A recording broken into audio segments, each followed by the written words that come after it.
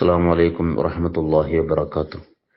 الحمد لله وكفى والسلام على عباده الذين اصطفى وعلى آله وأصحابه أهل الصدق والوفاء. أما بعد، عن أبي هريرة رضي الله عنه قال قال رسول الله صلى الله عليه وسلم: إن الله عز وجل ليرفع الدرجة للعبد الصالح في الجنة فيقول: يا ربي أنى لي هذه؟ فيقول: باستغفار ولدك لك. رواه Ahmad.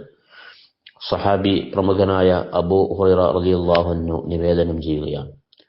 നബി സല്ലല്ലാഹു അലൈഹി വസല്ലമ തങ്ങൾ അരുളുന്നു: ഇന്നല്ലാഹ അസ്സ വജല്ല ലയർഫഉ ദറജതൽ അബ്ദി സ്സാലിഹി ഫിൽ ജന്ന.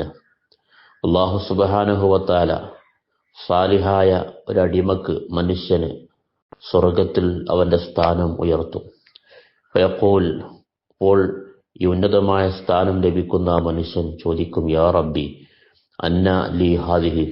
എങ്ങനെയാണ് എനിക്ക് ഈ അത്യുന്നതമായ സ്ഥാനം ലഭിച്ചത്?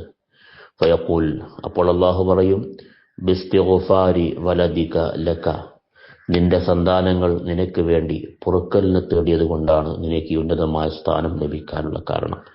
മക്കളുടെ പ്രാർത്ഥന മാതാപിതാക്കളുടെ സ്വർഗത്തിലെ ദറജ വർദ്ധിപ്പിക്കും എന്ന് ഈ ഹദീസിലൂടെ മുത്തനബി സല്ലല്ലാഹു അലൈഹി വസല്ലം പഠിപ്പിക്കുന്നു. വഫഖനല്ലാഹ്.